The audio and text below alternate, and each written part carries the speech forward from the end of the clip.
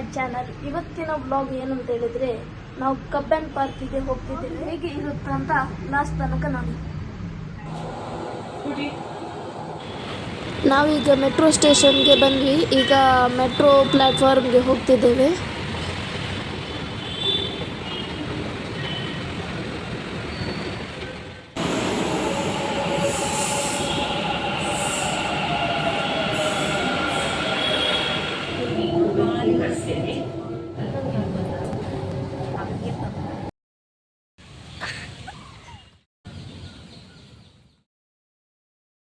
Okay guys, ಈ ವಿಡಿಯೋದಲ್ಲಿ ಇಷ್ಟೇ.